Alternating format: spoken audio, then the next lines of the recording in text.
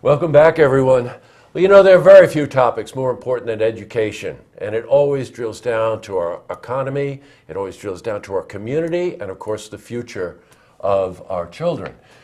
Recently, as you know, we've been doing a lot of coverage for the gap elimination adjustment, and I decided that, you know what, we should bring in one of the experts from the big panel discussion last week to give us just a little bit more information about this because it's confusing. So joining me today is Jim Dexter. Now, Jim is the district superintendent for BOCES for, my God, a lot of counties, Jim. Yes.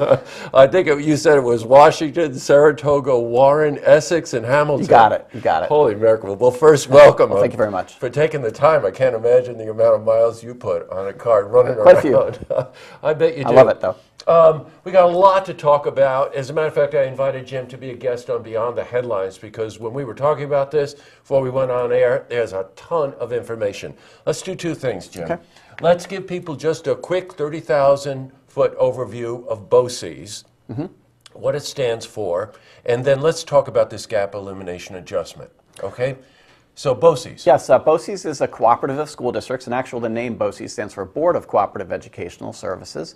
And basically it's a mechanism that was created by the legislature back in 1948 where school districts could share services. So a lot of people know about our career and technical education, sometimes known as vocational services. The idea of that is that two or more districts, in our case all 31 school districts, say, gee, we want our kids to be able to participate in high-quality career and technical education programs that can prepare them for the middle skills or the trades. Right. And so they've put together a program, and basically they've created a tuition structure, and they pay tuition, they send their kids, and those kids can participate in culinary arts or heavy equipment or welding or cosmetology,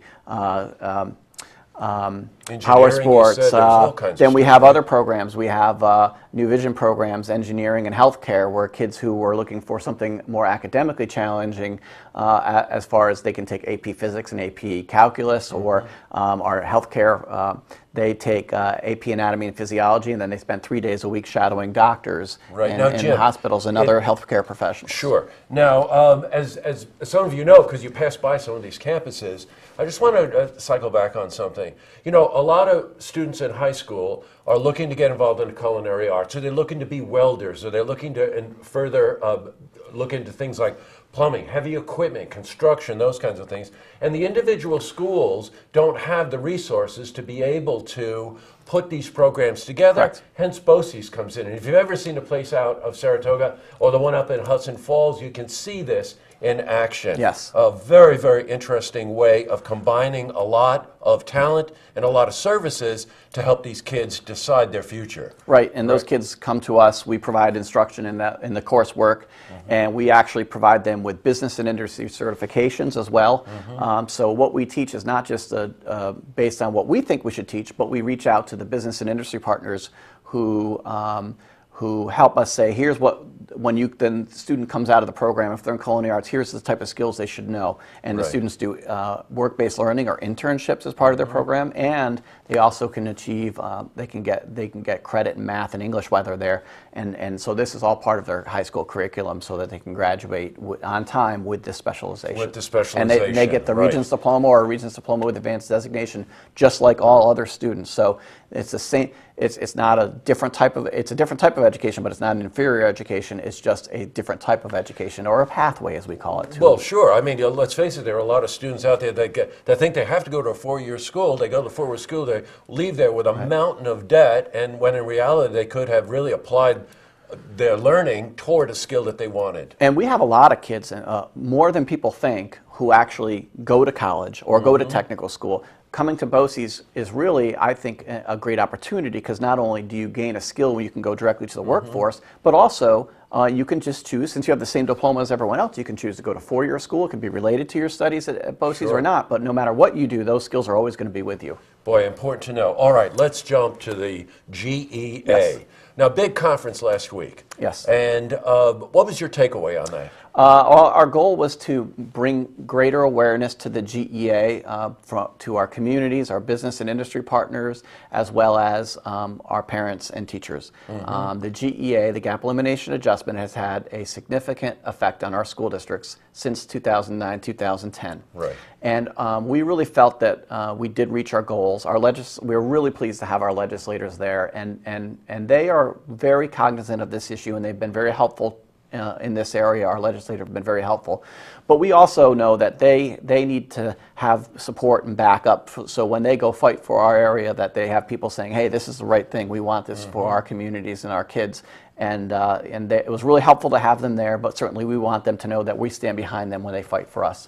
Well, you know what? This gap elimination adjustment, by the way, is something the state put into effect, I think it was 2009-2010 school year, and the whole idea there was that each district, of course, was allocated a certain amount of state funds. However, with this gap elimination adjustment, some of those funds were withheld for reasons of state reasons.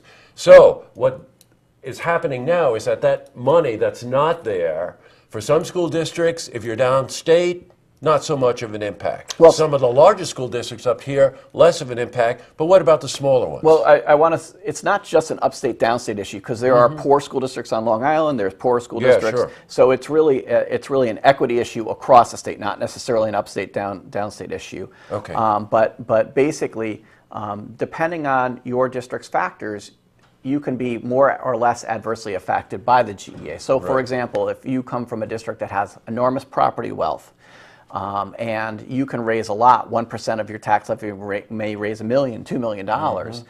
Well, you then, the way the system is set up is the amount of state aid you get is proportional to your district's wealth, and there's different ways that's measured. But a more wealthy school district is less dependent on state aid. So if you cut their state aid, and this wasn't a reduction of growth, this was actually an actual cut. Right.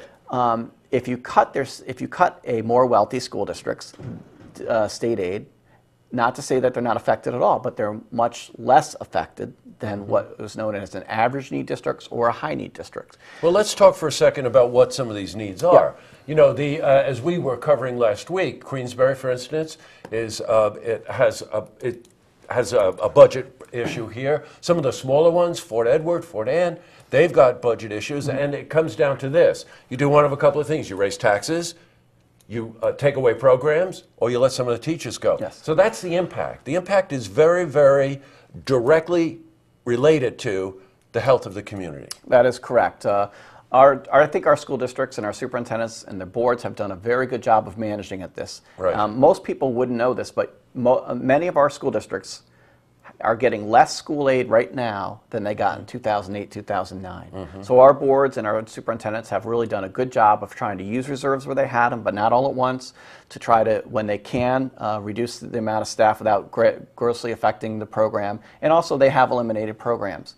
And I also want to make a point that our school districts have also done a lot and added some programs to make sure we're meeting the needs of our business and industry partners in this area, because we really take seriously the business and industry we have in this area and their need for a skilled workforce. But they've done a good job and they've managed it. But this GEA, having less state aid than in 2008, 2009 for many of our districts, is really starting to catch up with them. And frankly, they're running out of money and they're running out of time. And well, you know what? Again, I want to have you problem. back on Beyond the Headlines, because we're just scraping the surface on this, really. But what we want you to contact your representatives. This issue is now hot. It's in the state legislature. Correct.